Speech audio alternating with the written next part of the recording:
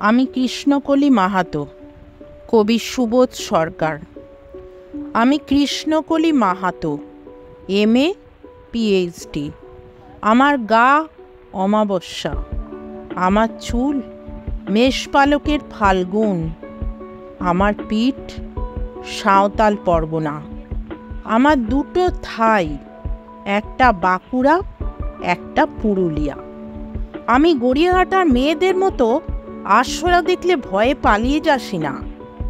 বোমায় বাহাত উড়ে যাওয়া বাবা কতবার আমার বই পুড়িয়ে দিয়েছে, কতবার আমার দুঃখী মা বলেছে মেয়েদের বড় হতে নেই।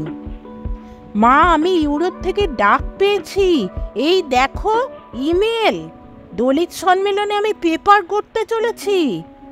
মা, আমি তোমার কৃষ্ণকলি মাহাতো, MA PhD। আমি যার কাছে PhD করতাম সেই প্রফেসর আমাকে রায়চকে নিয়ে যেতে চাইলেন। আমি বললাম, কেন? রায়চক কেন? উনি বললেন, রায়চকে না গেলে PhD পূর্ণ হয় না। আমি বললাম, কেন? আমি আপনার ফ্ল্যাটে যেতে পারি। উনি আঁতকে উঠে বললেন, না না, আমার বাড়ি না। আমার PhD 1 বছর পিছিয়ে গেল। আমি ফোন করলাম, স্যার আমি রায়চকে যাব। হোটেলের ঘরে তিনি আমার মুকুটমণিপুরে হাত দিলেন, আমার সাঁওতাল পরগনার হুক খুলে ফেললেন। হা হয়ে দেখতে থাকলেন আমার বাঁকুড়া, আমার পুরুলিয়া। আমার 2 অগ্নিগোলকের কাছে মুখ নিয়ে এলেন। তখনই চিৎকার, আগুন আগুন আগুন, আমি পারবো না। সেদিন আমার প্রফেসর আমাকে ফেলে পালিয়ে গেলেন।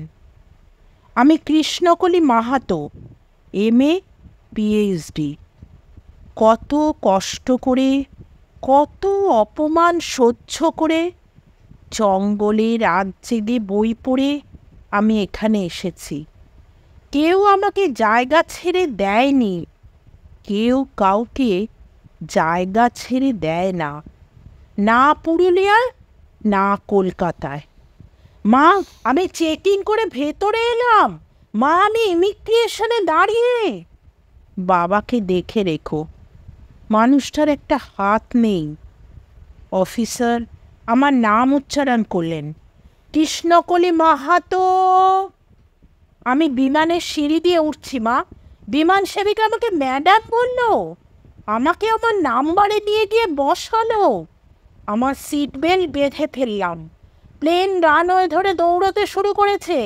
দৌড় দৌড় দৌড়। কি গতি, কি তেজ, কি আওয়াজ! আমার মনে হলো বিমান রানওয়ে ধরে দৌড়াচ্ছে না, দৌড়াচ্ছি আমি। আমি আমি আমি কৃষ্ণকলি মাহাতো, MA PhD। আমি কৃষ্ণকলি মাহাতো।